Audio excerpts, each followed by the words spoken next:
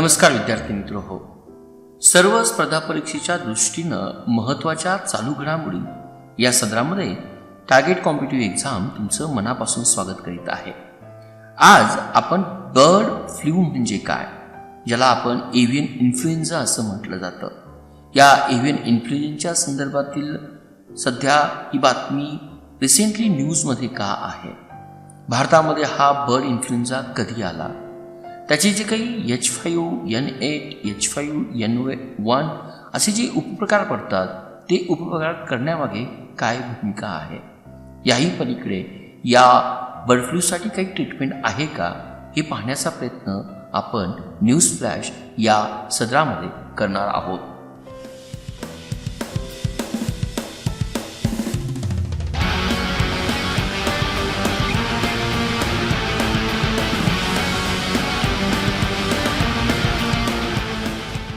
सर्वात प्रथम ही बातमी न्यूजमध्ये काय आहे.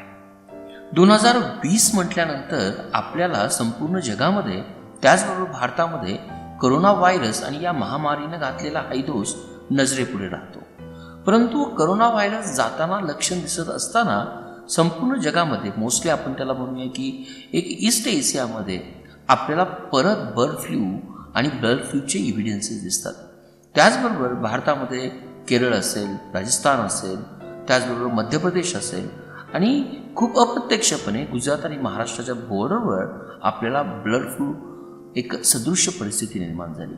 याही पॉईंटमुळे आपण हा व्हिडिओ सध्या चर्चेमध्ये घेतला.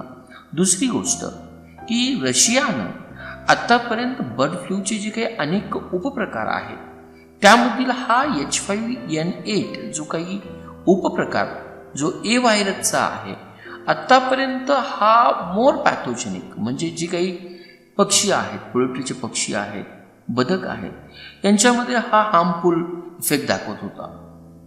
परंतु सर्वात प्रथम या H5N8 ची आपण म्हणूया की एंट्री किंवा मनुष्याला लागण रशियामध्ये झालेली दिसते.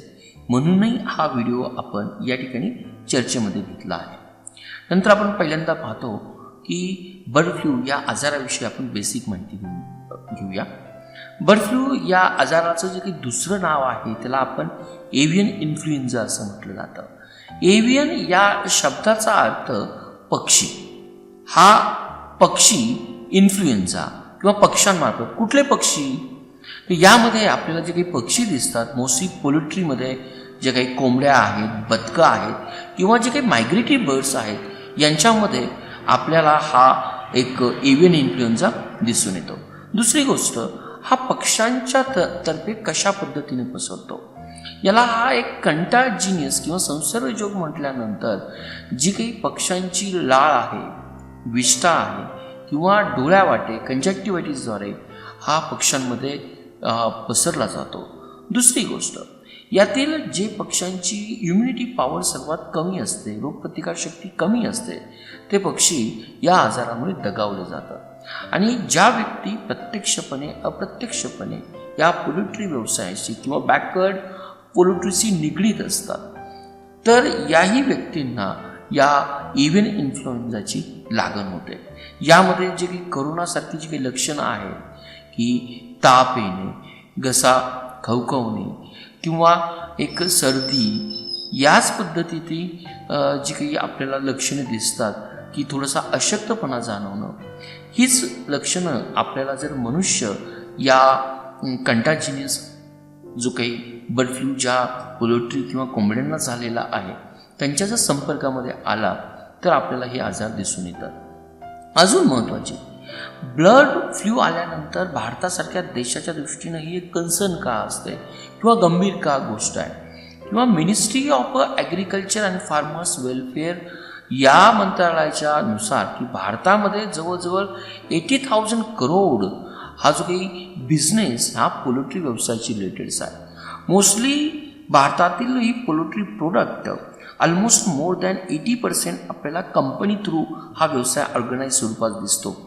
तर शेतकरी देखील रिमेनिंग जो काही 20%चा बिझनेस आहे हा आपल्याला या पद्धतीने करताना दिसतं. थोडक्यात बर्ड फ्लू आल्यानंतर बर्ड फ्लूची जी काही कलिंग किंवा क्युलिंग ट्रीटमेंट काही दिली जाते, ज्यामध्ये पक्ष्यांचा एक नरसंहार केला जातो की त्यांना मारलं जातं, त्यातून शेती आणि शेती व्यवसायाशी निगडीत जे काही व्यवसाय आहेत त्यांना सर्वात अधिक मारा बसतो.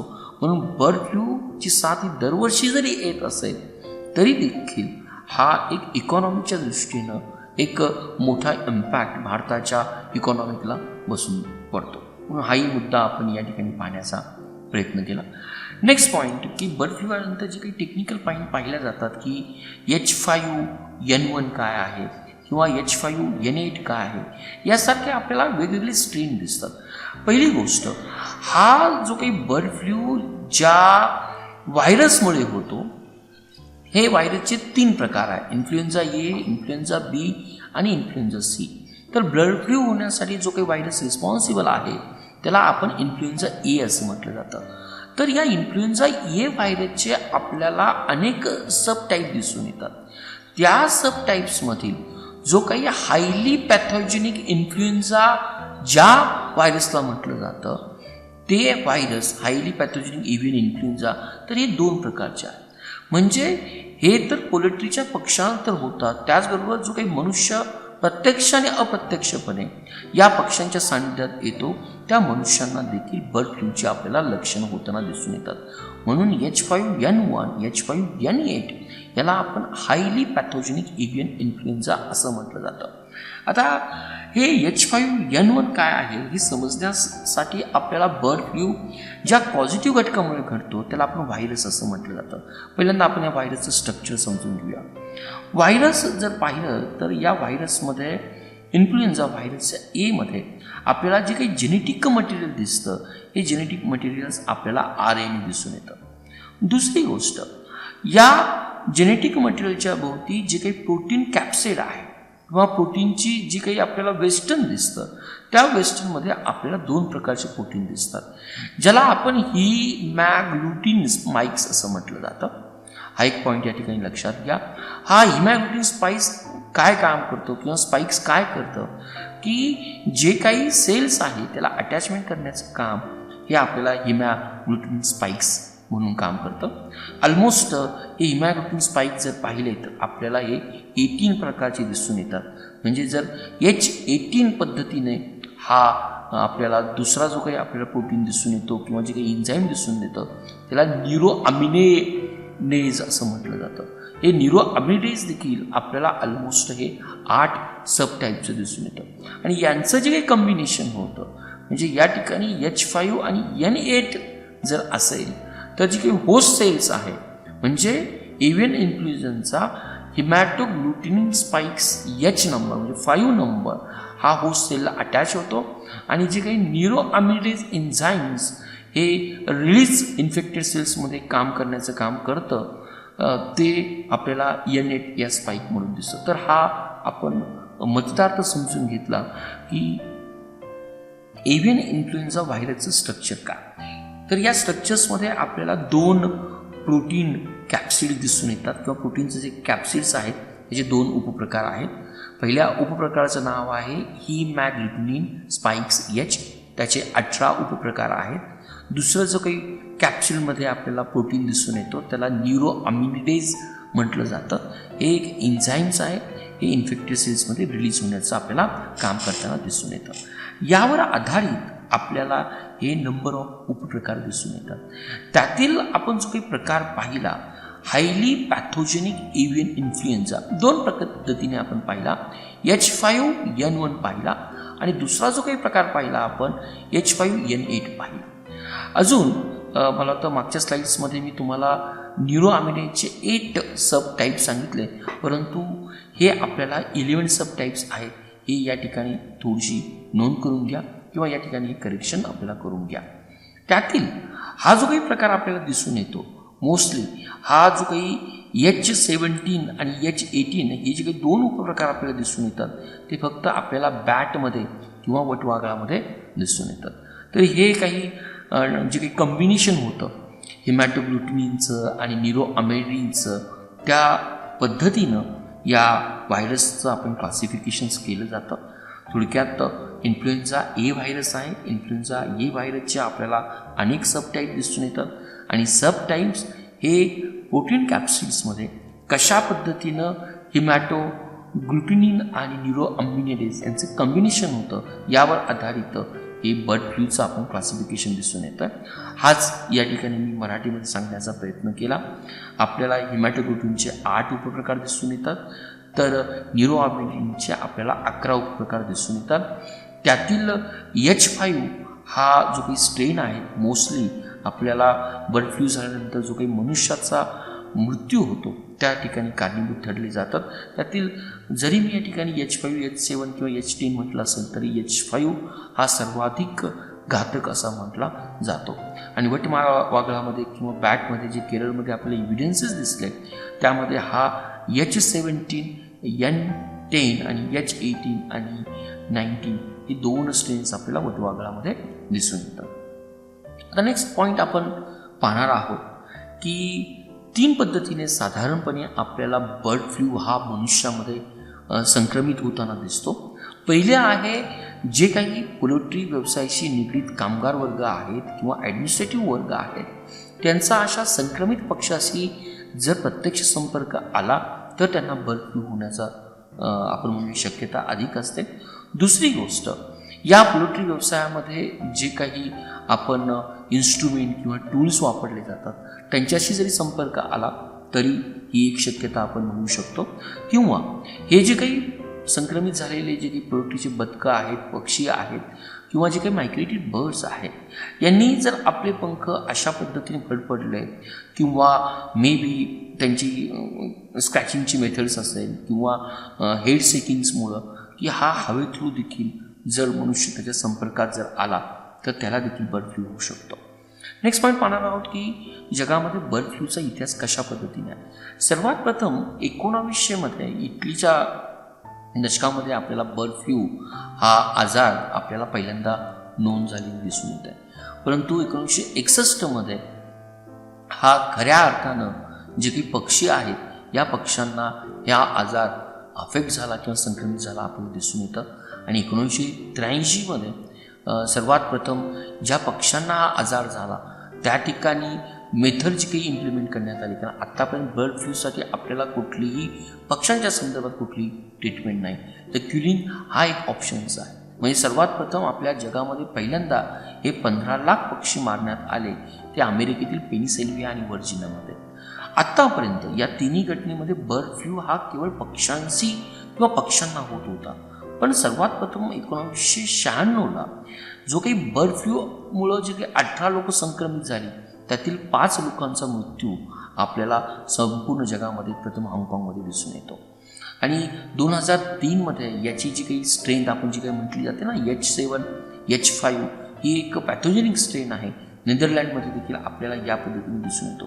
पण सर्वाधिक मृत्यू हे 2019 आपल्याला मानवामध्ये या H7 आणि N9 या स्ट्रेनमध्ये झालेले दिसतात. भारतामध्ये सर्वाधिक प्रथम बर्ड फ्लूची एंट्री आपल्याला गुजरात आणि महाराष्ट्रातील जी काही बॉर्डरवरचं जे काही धुळेमधील जे काही नवापूर आहेत आणि नवापूर ज्या काही पोल्ट्रीज आहेत यामध्ये आपल्याला याची नोंद झालेली दिसून येते. नेक्स्ट पॉईंट येतो की मनुष्याला जर बर्ड फ्लू किंवा बर्ड फ्लूसारखी जर लक्षणं जर असेल तर त्या ठिकाणी ट्रीटमेंट कुठली. 2 औषधं आपल्या दृष्टीने माहीत असणं गरजेचं आहे, ज्याला आपण शॉर्ट फॉर्म्समध्ये टॅमीफ्लू असं म्हटलं जातं, त्यालाच ओस्टेलामिव्हिर असं म्हटलं जातं, किंवा डॉक्टरच्या सल्ल्यानुसार दुसरं जे काही अँटीव्हायरल ड्रग दिली जाते त्यालाच आपण जानामिव्हिर लिंजा असं म्हटलं जातं. डेफिनेटली ह्या ड्रग्स ह्या डॉक्टरच्या सल्ल्यानं घेणं हे रिकमेंडेड आहे. जरी ट्रीटमेंट किंवा आपण म्हणूया की त्याचं एक बर्ड फ्लूसाठी ट्रीटमेंट जरी असेल ही ऑस्टेलामिव्हिर, टॅमीफ्लू किंवा जानामिव्हिर रेलिन्जा, तरी डॉक्टरांचा सल्ला it is a best alternative असेल. याही पलीकडे पौष्टिक आहार ज्याने इम्युनिटी वाढू शकेल आणि कंटॅमिनेशन्स हा आजार दुसऱ्यापर्यंत फिरू नये म्हणून ज्या व्यक्तीला हा आजार झालेला आहे त्याने स्वतःला आयसोलेटेड करणं, क्वारंटाईन करणं ही देखील आपल्याला या ठिकाणी मेथड समजून येणं गरजेचं आहे. आता पक्ष्यांना बर्ड फ्लू झाल्यानंतर काही उपाय आहेत का, तर आत्तापर्यंत आपल्याला एकच उपाय मी तुम्हाला सांगितला. तर या ठिकाणी पक्ष्यांना मारणं किंवा पक्ष्यांची आपण एक व्यवस्थित सायंटिफिक वेने त्यांना आपण डिस्पोजल करणं, याला इंग्लिशमध्ये क्युलिंग असं म्हटलं जातं, की ज्या पक्ष्यांना हा बर्ड फ्लू झालेला आहे त्यांना एका आयसोलेटेड प्लेसमध्ये जाऊन त्यांचं अशा पद्धतीने क्यूर करणं ही एक आत्तापर्यंत सध्या ट्रीटमेंट आहे. त्याचबरोबर जे काही अधिकारी जे काही कर्मचारी या प्रोसेसमध्ये किंवा ऑपरेशन्समध्ये इन्व्हॉल्व झालेले असतील किंवा जी काही साधनं त्यांनी वापरली असेल त्या साधनांचा देखील काही काळामध्ये वापर न करणं त्यांना क्वारंटाईन करणं ही एक बेस्ट मेथड या ठिकाणी रिकमेंडेड करण्यात आलेली आहे. यावर आधारित आपण एक प्रश्न पाहूया. परीक्षेच्या दृष्टीने आपल्याला कसा सिंपल प्रश्न विचारला जाऊ शकतो.